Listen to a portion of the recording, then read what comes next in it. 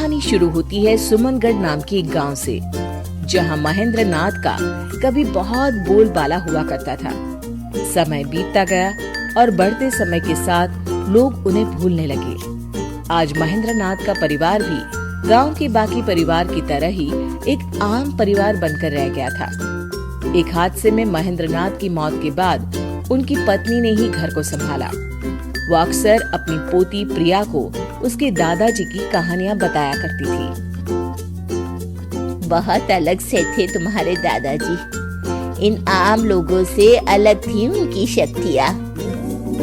दादाजी के बारे में कुछ और बातें बताओ ना दादी। वो जादू करते थे ना?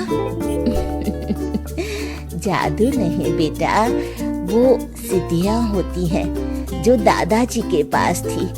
उनके किस्से कितने भी बताऊं कम ही है। क्या माँ, तुम भी इससे ये सब बताने लगी? कल रात को न जाने ये क्या क्या मंत्र पढ़ रही थी। देखो माँ, मैं नहीं चाहता कि इसका ध्यान पढ़ाई से हटे। पंकज ठीक कह रहा है प्रिया, मैं तो सठिया गई हूँ बेटी। जा तू पढ़ाई कर। पंकज की बात सुनकर प्रिया वहाँ से अपने कमरे में पढ़ने चली जाती है, पर उसके मन में तो बस अपने दादाजी के किस्से को जानना था। ये पापा क्यों मुझे दादाजी की कहानियों से दूर रखना चाहते हैं? ऐसा क्या है उनमें? बहुत हुआ, ऐसा कुछ तो है जो सब मुझसे छुपा रहे हैं। प्रिया छुपकर अपनी दादी के कमरे के बाहर खड़े रहकर उन दोनों की बातें सुन लेती है। माँ, प्रिया को उस संदूक के बारे में कुछ भी पता नहीं चलना चाहिए। इस तरह अगर तुम पिताजी के बारे में उससे बात करती रहोगी तो कभी न कभी वो भी बाहर आ जाएंगे। जो छुपा होना चाहिए। पापा क्या छुपा रहे हैं मुझसे? क्या छुपाना है? कौन सा संदूक? ये सब क्या चल रहा है? तू कब तक छुपा लेगा प्रिया से इन बातों को? कभी ना कभी वो संदूक भी सामने आ जाएगा पंकज। जिद मत करो माँ, वरना मुझे उस संदूक को कहीं रख कर आना होगा। मैं आज ही उस संदूक को पास के जंगल में रख कर आता हूँ। न रहेगा संदूक, न ही रहेगा प्रिया को कोई खतरा। पंकज रात के ठीक 2 बजे सभी के सोने के बाद अपने घर के स्टोर रूम में जाता है और लाल कपड़े में लपेटे एक संदूक को बाहर लेकर आता है। माफ कीजिएगा बाबूजी, पर हम इन शक्तियों को नहीं संभाल पाएंगे। अब इस संदूक को अलविदा करने का समय आ गया है। सर्दी की ठंडी रात को पंकज उस संदूक को उठाए चल पड़ता है। हवा बहुत तेज बहने लगती है। अचानक ही आंधी आने जैसा माहौल बन जाता है। अरे, ये अचानक मौसम को क्या हो गया? अगर बारिश शुरू हो गई तो मैं क्या करूंगा? तेज हवाओं के बीच जैसे तैसे पंकज जंगल में पहुंचता है और उस संदूक को वहीं रखकर वापस घर आने को लौट पड़ता है। पंकज को रास्ते में वही संदूक दिखाई पड़ता है। अरे, ये वापस यहाँ कैसे आया?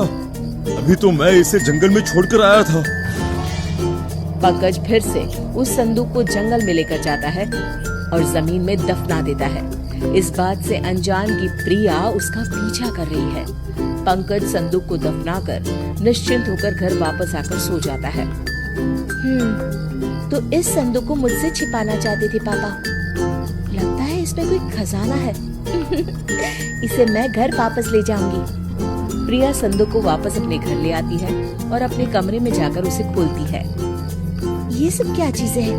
इतना छोटा सा झाड़ू और ये किताब। क्या पापा इनको छिपाना चाहते थे मुझसे? ओहो, बेकार में इतनी सर्दी में जंगल से इस संदूक को मैं ले आई। कल ही वापस रखाऊंगी। ये कहकर प्रिया सोने चली जाती है। वो जैसे ही आंखें बंद करने वाली होती है, किताब में से एक तेज रोशनी बाहर आती है। झाड़ू खुद ब खुद हवा में उड़ने लगता है। ये सब क्या हो रहा है?